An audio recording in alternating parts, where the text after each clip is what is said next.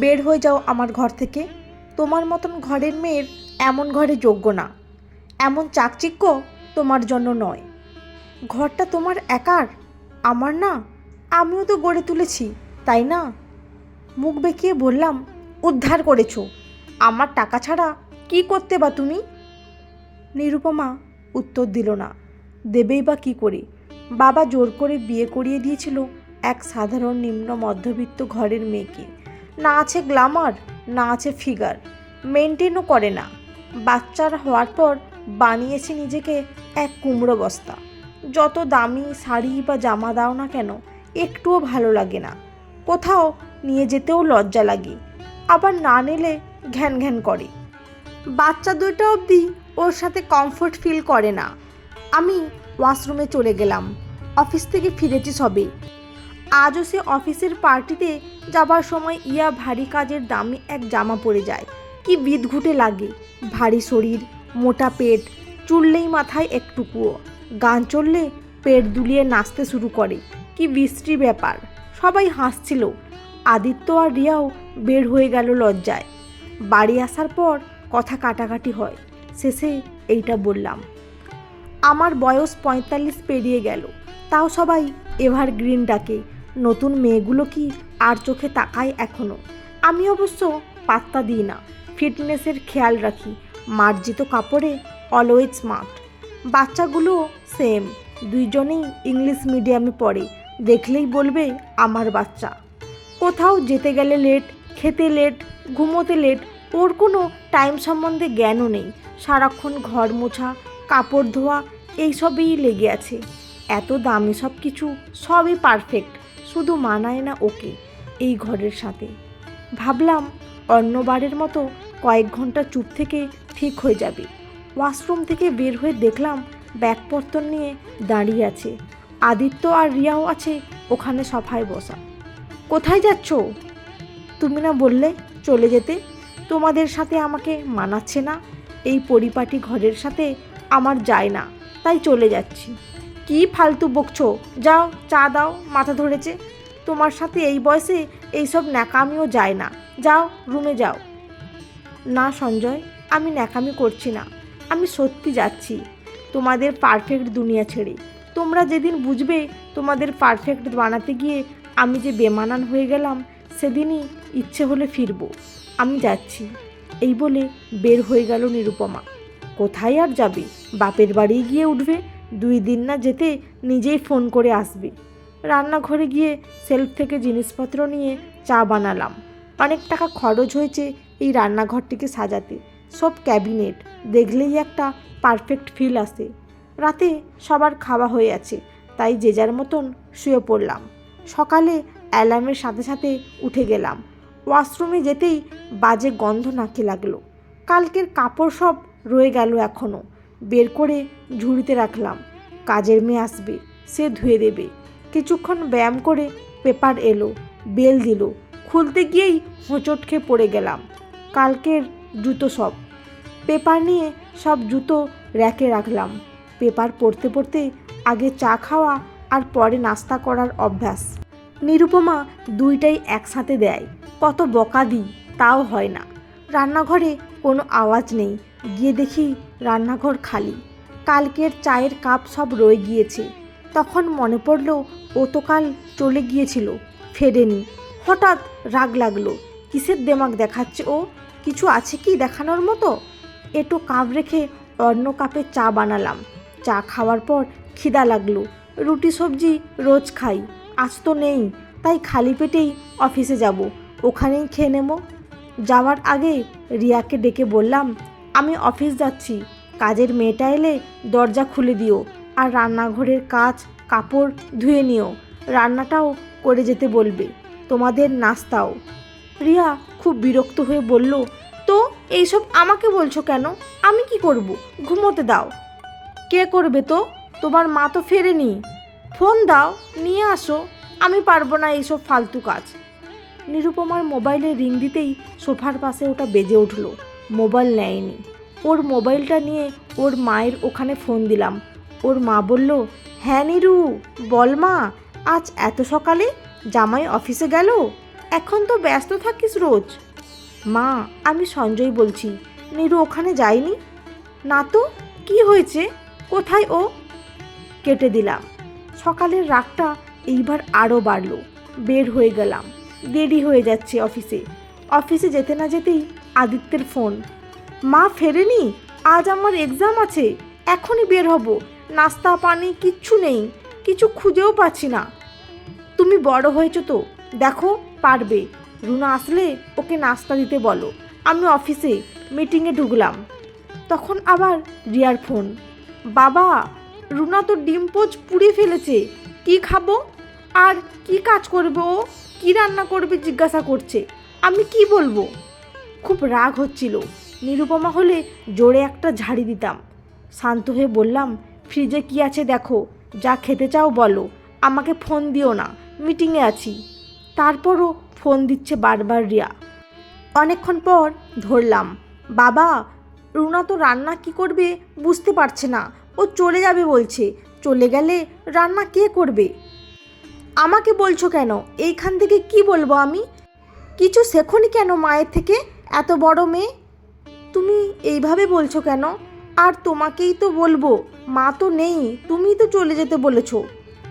ফোনটা রেখে দিল। বাচ্চাগুলোকে কখনো বকি না, আজ বকলাম।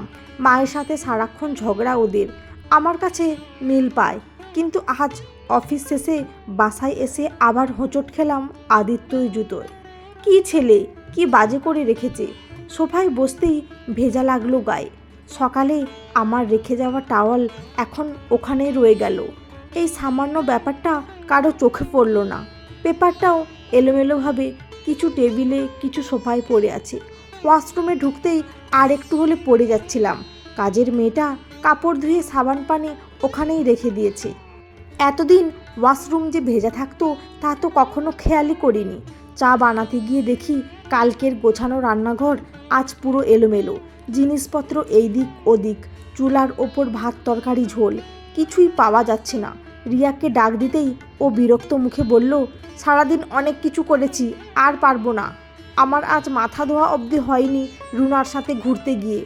আদিত্য বলল, মা তো আরও অনেক কিছুই করে, কি আর করলি তুই? সবাই কেমন যেন চুপ হয়ে গেল। 2 দিন যেতে না যেতে ঘরটা কি বাজে দেখতে লাগছে। বিছানার চাদর টান টান থাকে না, সব কাপড় আয়রন করা, ভাঁজে পাওয়াও যাচ্ছে না। এইদিকে কাপড়, ওদিকে গামছা, এইদিকে মগ, তো ওদিকে ময়লা লাগে। বারান্দায় ধোয়া কাপড়গুলো রয়েই যায়, তা ভাঁজে ভাঁজে থাকে না। সবচেয়ে বেশি জঘন্য লাগতে শুরু করলো রান্নাঘর আর বাথরুম। কাজের মেয়েকে বললে সে বলে, একসাথে এত কাজ করা যায় না। কাপড় ধুয়ে, এঁঠো ধুয়ে, ঘর মুছে, রান্না করে আর কী বা পারা যায়? আর রান্না তো খাওয়াও যাচ্ছে না। প্রতিদিন ঝোল দিয়ে মাছ রান্না করে চলে যায়। এইদিকে নিরুপমার সব আত্মীয়কে ফোন দিলাম, কোথাও নেই ও। এইবার টেনশন হতে শুরু করলো। নিরুপমাকে আসলেই বুঝতে শুরু করলাম। বাচ্চাদের সাথে সারাক্ষণে চিৎকার চেঁচামেচি হচ্ছে, ওদের মধ্যে ঝগড়া হচ্ছে। এই ওটা খুঁজে পাচ্ছে না, ও সেটা খুঁজে পাচ্ছে না, ড্রেসগুলো ধোয়া হচ্ছে না, হলেও আয়রন নেই, নাস্তা নেই, ঘর পুরো এলোমেলো। এতটুকুতেই আমরা হাঁপিয়ে উঠতে থাকি। সন্ধ্যার দিকে টিভি দেখছিলাম, তখন বেল বাজলো। ভাবলাম নিরুপমা এসেছে। মনে মনে ভাব নিলাম পাত্তাই দেব না ওকে। দরজা খুলে দেখি আমার অফিসের কলিগ আজিজ ও তার বউ এসেছে। ওরা ঢুকতেই আমি লজ্জায় পড়ে গেলাম। পুরো ড্রয়িং রুম এলোমেলো, চায়ের মগ, বই, পেপার, পড়ে থাকা ফুলদানি, সোফায় কুশন, এলোমেলো সবার জুতো, সব মিলিয়ে হজবরল অবস্থা। আজিজের বউ রেশমি সব দিকে চোখ বুলিয়ে, এই অবস্থা কেন? দিদি নেই? আমি ইতস্তত হয়ে বললাম, ও বেড়াতে গিয়েছে, বসো। তাই তো বলি, এত সুন্দর ঘরের এই অবস্থা কেন? আমি আর একটা লাইট দিতেই সারা ঘরে দামি দামি সব শোপিসে, কাঁচের সেন্টার টেবিলে, টিভিতে এক গাদা ধুলো ভেসে উঠল। রেশমি একটু হাসলো, আজিজও। ওদের কোনো মতে চা নাস্তা দিলাম। ভেবেছিলাম আজ আড্ডা দেব, দিদির হাতের বিরিয়ানি খেয়ে যাব। পরে হবে তাহলে, আজ যাই। আমিও মাথা নেড়ে সাই দিলাম। ওরা যেতেই আমার ভীষণ খারাপ লাগছে। সারা ঘরে চোখ বুলালাম, চোখটা কোথাও সুন্দর বা গোছানো কিছু খুঁজে পাচ্ছিল না। কি এলোমেলো আর সবটা যেন নিস্পৃহ লাগছিল। কি অদ্ভুত! এতদিন ঘরে ঢুকেই মনে হতো বড় অফিসারের ঘর এমনই তো হয়, অফিসেও এমনই পারফেক্ট থাকে। ঘরের সৌন্দর্যটা আলাদা ভাবিনি কখনো। ভেবেছি আমার মতো অফিসারের ঘর এমনই থাকে, এমনটাই দেখি সবারটা। কিন্তু এখন সে সাজানো ঘরের জন্য যে কতটা পরিশ্রম লাগে সেটা ফিল করছি। এইটাকে দেওয়াল দিয়ে রুমে ভাগ করা টুকরোতে রাখা জিনিসপত্রের স্তূপ ছাড়া আর কিছুই মনে হচ্ছে না। আদিত্য আর রিয়াও এসে তখন চুপচাপ বসে রইল। রিয়া বলল, মা না থাকলে ঘরটা ভালো লাগে না, তাই না রে? থাকলে তখন ভাবি, না থাকলে এইটা করব ওইটা করব, কিন্তু না থাকলে তখন যা করি তাও করতে ইচ্ছা করে না। পুরো ঘর কেমন খালি খালি লাগছে। আমরা কিছুই না আসলে, মা ছাড়া। বলতে বলতেই কান্না করে দিল রিয়া। আদিত্য চোখের জল লুকোচ্ছে। আমার চশমাটা ঝাপসা লাগছে, সাথে গলা আটকে কি যেন বুকটা ভারী করছিল। কত কিছুর জন্য ওকে বকাবকি করতাম, কথায় কথায় ছোট করতাম, বাচ্চাদের সায় দিতাম, কিন্তু ওদের সব তো সে একাই করে এসেছে। আমার পারফেক্ট শরীর, কাপড় সব তো ও করতো বলেই হতো। সারা রাত ঘুম হলো না, বারান্দায় এসে বসে রইলাম। আগে এইখানে আসলে মন ভালো হতো, এখন বাজে লাগছে। গাছগুলো মারা গেল, সারা বারান্দা কাপড়ের স্তূপ। যার যখন লাগছে বারান্দা থেকেই নিয়ে যাচ্ছে। এইটা আগে কখনো কল্পনাও করিনি যে এমনও হয় নাকি। পরের দিন অফিসে যাওয়ার জন্য রেডি হচ্ছি। আমার দূরসম্পর্কীয় এক দাদার ফোন। কী রে, নিরুপমা আশ্রমে ভোগ খাচ্ছে কেন? আর আমাকে দেখে চিনতেই পারলো না? কি হয়েছে? তোরা কোথায়? কি বললে? নিরুকে দেখেছো? কোন আশ্রম? কোথায়? এখনই বলো, আমি এখনই আসছি। আচ্ছা, আমি লোকেশান সেন্ড করছি। আমার কথা শুনে আদিত্য আর রিয়া ঘুম থেকে উঠে চলে এলো। মাকে পাওয়া গেল, চলো এখনই গিয়ে মাকে নিয়ে আসি। সবার চোখে মুখে যেন দারুণ খুশির ঝিলিক।